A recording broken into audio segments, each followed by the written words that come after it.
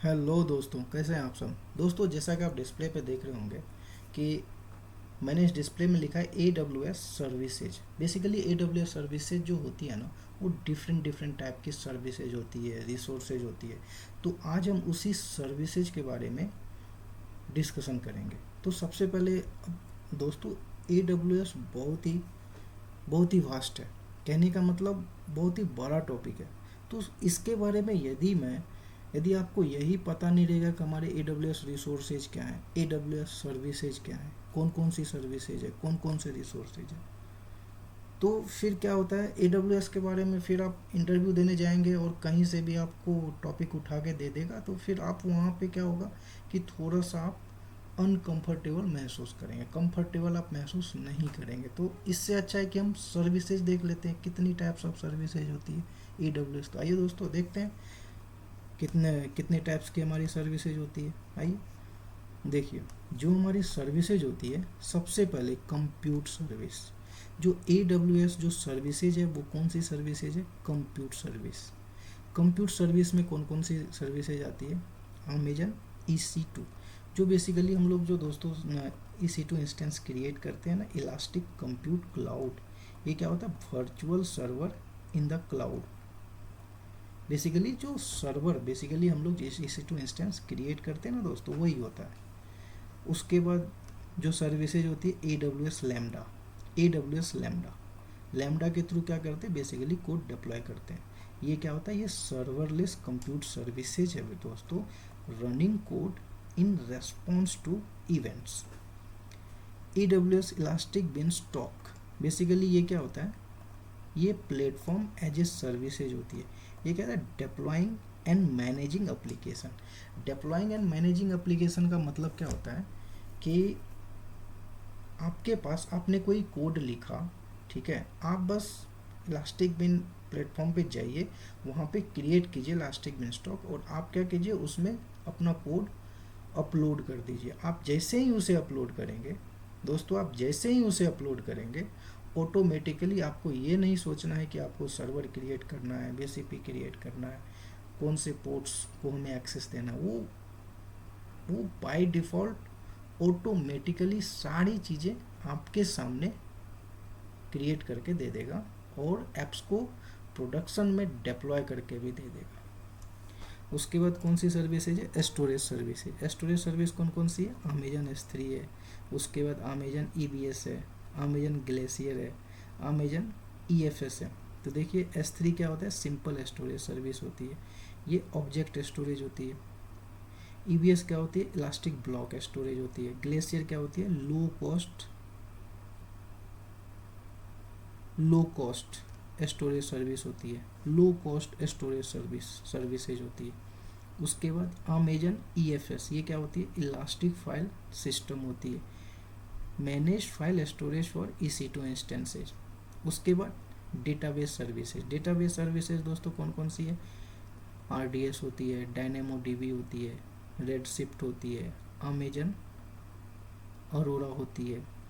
ठीक है, तो ये सारे हमारे जो डेटाबेस सर्विसेज होती है, Dynamo DB, RDS, Redshift. Networking services दोस्तों कौन कौन सी होती है? ये हमारे Amazon VPC, Amazon route 53, AWS direct connect and AWS। ये क्या होता है? Isolate network from your AWS resources. उसके बाद कंटेंट डिलीवरी एंड CDN, ये क्या होता है? Cloud front. ये क्या होता है? Amazon cloud front content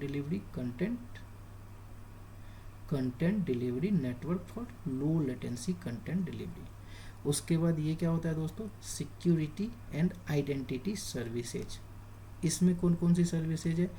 AWS IAM, identity access management.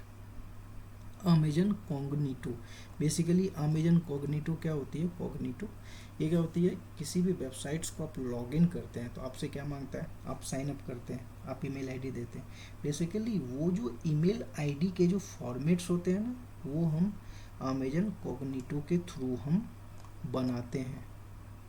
वही यही है identity management for apps and devices. AWS की मैनेजमेंट सर्विसेज, जिसको हम लोग KMS बोलते हैं, ये क्या होता है? ये मैनेज्ड एनक्रिप्शन की होता है।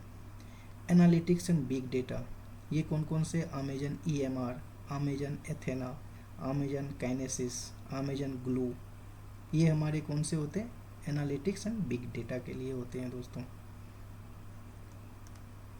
ये क्या होता है, query services, real time data streaming, exact transfer load services, machine learning and AI, ये भी दोस्तों ये सर्विसेज ये प्रोवाइड करता है।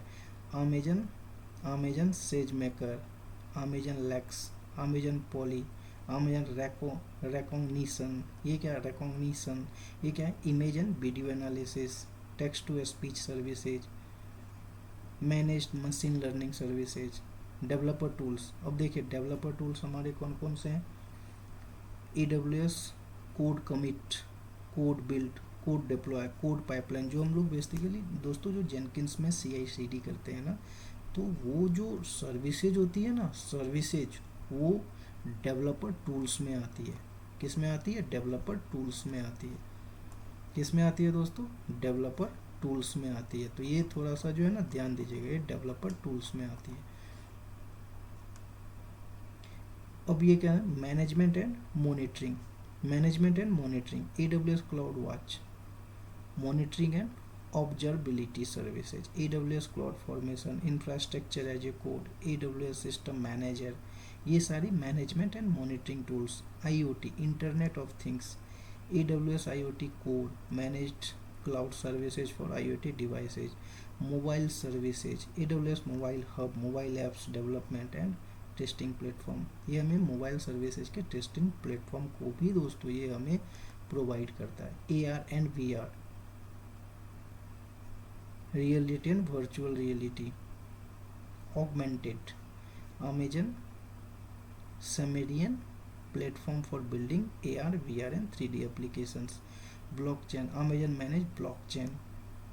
उसके बाद gaming, Amazon game lift, games server hosting services, ये भी बेसिकली ये हमें दोस्तों प्रोवाइड करता है, ये हमें प्रोवाइड करता है। तो ये क्या है, प्लीज नोट, क्या नोट करना हमें, AWS frequently updated and add new services to it. Basically इस ये क्या कह रहा है ना, अमेजन डे टू डे जैसे ही एज पर रिक्वायरमेंट वो सर्विसेज क्रिएट करता है, तो डे टू डे ये चेंज होती रहती है, लेकिन बट चेंज तो होती रहती है अब, लेकिन ये जो हमारी 15 सर्विसेज है दोस्तों, ये जो हमारी 15 सर्विसेज है ना, कम से कम ये सर्विसेज तो आपको पता होनी चाहिए, जो आखिर अमेजन के पास कौन कौन सी सर्विसेज है, कौन कौन से रिसोर्सेज है। तो ये यदि आपके पास पता है, तो आप जब इंटरव्यू में जाएंगे तो आप बहुत ही रिलैक्स फील करेंगे, क्योंकि आपको पता है इससे ज़्यादा सर्विसेज तो होती है नहीं, तो आपसे वो डिस्कस ही क्या करेंगे, क्या डिस्कस करेंगे, जो भी डिस्कस करेंगे आप उसे फ्रिक्वेंटली बता सकते हैं। तो दोस्तों इसलिए मेरा उद्देश्य यही था कि computer services, storage, database services, networking, content, security, analytics, machine learning, developing tools, management, IoT, mobile services, blockchains and gamings. तो दोस्तों ये एक छोटा सा डिस्कशन समझिए, लेकिन बट ये बहुत ही इम्पोर्टेंट है एज फॉर ए कॉन्फिडेंस। तो दोस्तों यदि आपको अच्छा लगा तो लाइक और शेयर जरूर कीजिए और अपने दोस्तों को ये बताइए। तब तक के लिए दोस्तों जय हिंद, धन्यवाद दोस्तों।